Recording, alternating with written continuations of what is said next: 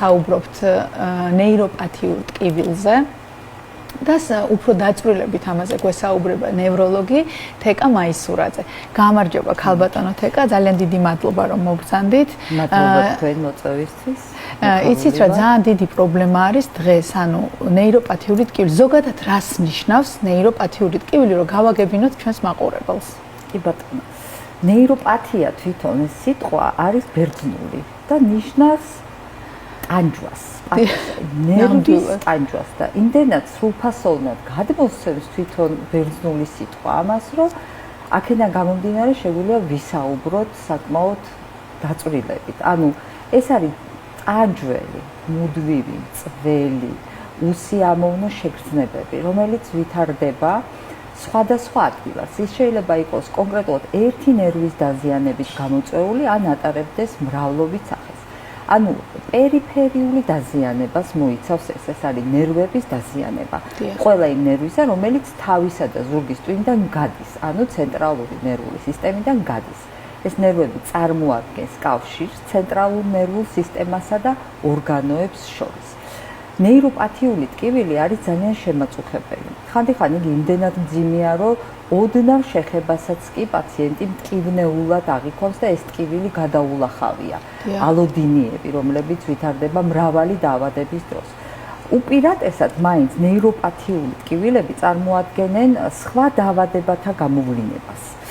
უხშირესად და ყველაზე ცნობილია ჩვენთვის მაგალითად შაქრიანი დიაბეტი, შაქრიანი დიაბეტი, რომელიც საკმაოდ თანდართულია ნეიროპათიით. ეს არის დაბუჟება, ჭიანჭველების ცოცვის შეგრძნება, ქვედა კიდურებში, ისინი ასიმეტრიულებია, ზედა კიდურებშიც გაუსაძლისია, მეტად გამეძლიერდება და ადამიანს აძლევს გარკვეულ დისკომფორტს. სხვათა შორის ძალიან საინტერესო მონაცემები არსებობს ამ კუთხით, რომ ნეიროპათიული ტკივილები რო შეისწავლეს ესე კოჰორტულად აღმოჩნდა, რომ ძალიან ბევრი პაციენტი ჯერ დიაბეტიც კი არ ქონდა ჩამოყალიბებული, არამედ იყო პრედიაბეტი, რასაც ეძახიან, იყო ინსული რეზისტენტობა და უკვე წარმოდგენილი იყო ესეთი ნეიროპათიული ტკივილები, ესეთი უსიამოვნო შეგრძნებები, რომელიც როგორც ყველა ნევროლოგიური დაავადება მიბმულია ჩვენ გუნება-განწყობას, ჩვენ ემოციურ სფეროს და ამდენად სიხარულისა თუ წუხარების დროს, ძლიერი ემოციების დროს ეს ნეიროპათიული ტკივილები საკმაოდ ძაფრდება, საკმაოდ მწვავე ხდება, საკმაოდ წველი ხდება და ადამიანის ყოველდღიურ ცხოვრების ხარისხს აფუჭებს. ასევე მეტად ძლიერდება ღამის პერიოდში და ამიტომ ძილის დარღვევასაც შესაბამისად ძილის დარღვევის მიზეზით შეიძლება იყოს. ასე რომ დიაბეტის მქონე პაციენტებში და არა მხოლოდ მათში ეს ნეიროპათიული დისკომფორტი და ტკივილი ძალიან ხშირი არის ხოლმე და იწვევს ცხოვრების ხარისხის დაქვეითებას, როგორც უკვე ძალიან ნამდვილად. ასევე ვიცით ძალიან ხშირად გაგვიგია ჰერპეს ზოსტერი, ხა მოგებული არის ხოლმე ესე რომ ზოსტერი და მასთან მიბმული ზოსტერული ნეიროპათია.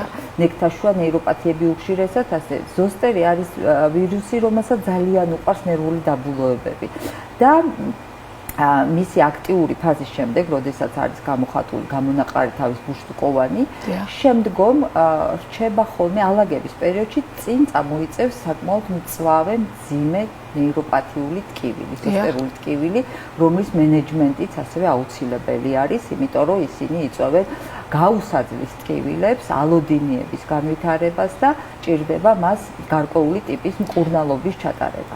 აი ეს ალოდინია რა არის რომ ავუხსნათ? ეს არის გადაულახავი ტკივილი, როდესაც ოდნავი მიდების ფონზეც კი ხდება უკვე გაუსაძლისი ტკივილის განვითარება. არსებობს ძალიან ბევრი სახის ნეიროპათიები, არის ინფექციური პოლინეიროპათიები. აქედან ყველაზე ცნობილი არის გიელენ-ბარეს სინდრომი, ეს არის აღმავალი პოლინეიროპათია, რომელიც იწვევს როგორც მოტორული დისფუნქციის განვითარებას, ანუ ეს არის პარეზები, ქვედაპარაპარეზები, ანუ მოძრაობის შეზღუდვაც აქვს. მოძრაობის შეზღუდვები, რეფლექსების გამოფიტვები, თანდართული არის უსიამოვნო შეგრძნებებით, ასევე არის ესეთი რადიკულარული პოლინეიროპათიები. რასაკვირველია, ასეთი პაციენტები უხშირესად მაინც სტაციონარში ხდებიან, ვინაიდანაც ვითარდება მოტორული სფეროს დარღვევა, ანუ ვითარდება პარეზი. პარეზი არის იმის მიზეზი, რომ პაციენტი მოხვდეს სტაციონარში. მით უმეტეს, როდესაც არის საუბარი დაუშვათ აღმავალ მწვავე პოლინეიროპათიაზე, რასაც გილემბარეს უწოდებთ, უხშირესად პაციენტი ხვდება სტაციონარში და ხდება მისი სწორი შეფასება და შესაბამისი მკურნალობის ჩატარებაც. არის ასეთივე ქრონიკული ნეიროპათიები, როდესაც ნელ-ნელა ხდება განვითარება მოტორული დისფუნქციის, ასევე მგრძნობელობითი დისფუნქციების. არის ყველაზე ხშირად გავრცელებული ნეიროპათიები არის, აი მაგალითად მაჯის სინდრომი, ანუ კარპალური არხის სინდრომი, ხო? როდესაც თვითონ ნერვის კომპრესია, მოჭკლეტვა ხდება თვითონ არხში და ხდება განვითარება უსიამოვნო შეგრძნებების გააჩნია, რომელი ნერვი არის, უხშირესად არის ხოლმე იდაყვის ნერვი, შუათანა ნერვი და ამითი ეს ძირითადად ემართებათ ხოლმე აქტიური ცხოვრების ხოლმე ახალგაზრდა ადამიანებს. აქაც აი მექანიზმი ძალიან საინტერესო არის, ეს არის სტერეოტიპული მოძრაობა. ანუ ადამიანი, პაციენტი, ადამიანი, რომელიც მაუსში რა იყენებს, მას აქვს მუდმივი მოძრაობა. ანუ მაუსის მოძრაობა და ამ დროს შეიძლება აი ამ ჩვეული მოძრაობის სტრესის ფონზე ხდება აი ამ ნეიროპათიის განვითარება, ასეთ მაჯის წვრილებში. ანუ სულაც ჯანმრთელ პაციენტში შეიძლება მოხდეს. სულად ჯანმრთელ პაციენტში შეიძლება მოხდეს.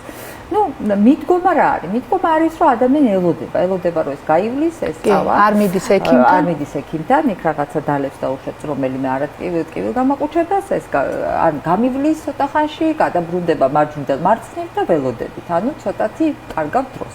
რასაკვირველია ნებისმიერი წუთილის დროს, არა მარტო ნეიროპათიების შემთხვევაში ადამიანმა უნდა მიმართოს ექიმს. ხო, ეს პირველი რგოლი მაინც არის ოჯახის ექიმი, რომელიც დიფერენცირებას აძლევს და შემდგომი ეტაპი ეს უკვე არის სპეციალისტთან მისვლა, როდესაც უკვე ჩვენ ჩამოყალიბდეთ, რომ რასთან გვაქვს საქმე, რომელი დაავადების გამოძახილი არის ეს ნეიროპათიული ტკივილი.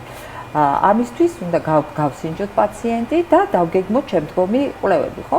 იმიტომ რომ შეიძლება ნეიროპათიული ტკივილი იყოს რადიკულარული, გამოწვეული, მაგალითად მალთაშუა დისკის თიაქარის პრობლემისაგან, ხო? და ეს იწვევდეს ყველაზე დიდი მსხვილი ნერვის, ანუ საჯდომი ნერვის გაღიზიანებას და განვითარდეს საჯდომი ნერვის ნეიროპათია. აქედან გამომდინარე უკვე გეგმავთ ჩვენ შემდგომ კვლევებს. თუ რას ვაკეთებთ, დაუშვათ იქ არის მაღალტექნოლოგიური ხერხემლის MRT კვლევა და შემდგომ ამის შემდეგ იგეგმება ნეირომიოგრაფია. ეხლა, როდესაც არის ლაპარაკი ნერვების დაზიანებაზე, რომლებიც მიდის სენსორული პათოლოგია, აქ უპირველესი მაინც არის ნეირომიოგრაფია, იმიტომ რომ უნდა ვნახოთ ნერვების გამტარებლობა, ანუ როგორი არის მათი გამტარებლობა, როგორც მგრძნობი არის, ასევე როგორც სენსორული, ასევე მოტორული პორცია და ამის მიხედვით გავიგებ თუ რა ტიპის ნერვულ დაავადებასთან გვაქვს საქმე, იმიტომ რომ ნეიროპათიები არის უამრავი. არის თანდაყოლილი, არის მემკვიდრეობითი დაავადებები, ხო? როგორც არის შარკომატუსი და ასე შემდეგ და ასე შემდეგ. ახლა მათი უამრავია, ფაბრის დაავადებები და ძალიან ბევრია ეს პათოლოგიები. ამიტომ აი აქ არის ესეთი ოქროს სტანდარტი, ეს არის ნეირომიოგრაფია, რომელიც ძალიან ბევრ ინფორმაციას გვაძლევს თუ რას ვეძებთ. რას ვეძებთ. ძალიან ხშირად არის ბეჯგუფის ვიტამინების, კერძოდ კი თიამინის დეფიციტით განპირობებული. ამის გამო ტკივილით შეიძლება იყოს. რასაკვირველია, ტკივილი, ნეიროპათიული ტკივილები, რასაკვირველია, ნერვის თვისებარად წარმოქმნილ იმპულსს იგი ატარებს, ხო, მიზნობრივად ატარებს ცენტრიდან პერიფერიასკენ და როდესაც იქ არის დარღვეული მისი მთლიანობა, ნერვის მთლიანობა, ეს იქნება ანთებითი, ეს იქნება დეგენერაციული. სახით მისი აღქმადობა არის შეცვლილი და ვლინდება ტკივილის სახით. აი ამას ძალიან დიდი მნიშვნელობა აქვს, რასაკვირველია. იცით რა მაინტერესებს? აი მინახავს ხშირად ეს პაციენტები მეც აი დატანჯულები, აი სახეც კი ისეთი აქვს, ძალიან მესმის ამ პაციენტებს და ძალიან ვუთანაგრძნობ ხოლმე და აი თუ არის აი რა მკურნალობის რა გზები არსებობს და არსებობს თუ არა 100%-იანად რომ აი განიკურნოს ამ ტკივილისგან და მართლა ბედნიერი წავიდეს, იმიტომ რომ აი ჩვენ ხო ყველა ვუთანაგრძნობთ ამ პაციენტებს და არ ვიცი ექიმი ყველაზე ბედნიერია მაშინ, როდესაც პაციენტს აღარ ტკივა, ხო ეგ არის ჩვენი ყველაზე დიდი ადრენალინი, რატომაც ცხოვრობთ ამ ამ ცხოვრების პროფესია არის რომ ადამიანს შეუმსუბუქოთ მწუხილი და ასევე მოვარჩინოთ ვერ დავარ მე ჩვენი ცხოვრების წესი ყოველდღურად ხო გვიხარია ეს რომ პაციენტს რო აღარ ტკივა და აი რა გზები არის მკურნალობის როგორ შეგვიძლია რომ დავეხმაროთ ამ პაციენტს ნუ პირველი უნდა გავიგოთ რა ნეიროპათია რომელი ნეიროპათიული ტკივილია და აქედან გამომდინარე უნდა დავიწყოთ ძირითადი გამომწვევი ავადობის მართვა ხო არის ესეთი სტრატეგია რომ ჩვენ რო ვიცით რომ დიაბეტური ნეიროპათია ჩვენ უნდა ვაკონტროლოთ ჩაქარი ამიტომ პაციენტი უნდა იყოს სათანადო თერაპიაზე სათანადო დიეტოთერაპიაზე და ამითი უნდა მივახციოთ იმას რომ ძირითად დაავადებას უმკურნალოთ მაგრამ ნუ მარტო ეს არ შველის არასოდეს და აქ ჭირდება უკვე დამატებით ჩავრთოთ ის მედიკამენტები, რომელიც დაგვეხმარება ძირითად დაავადების მკურნალობასთან ერთად, აი ამ ნეიროპათიის მკურნალობისთვის, ხო? ეხლა რა მექანიზმის ხდება მაგალითად დიაბეტის მქონე პაციენტებში?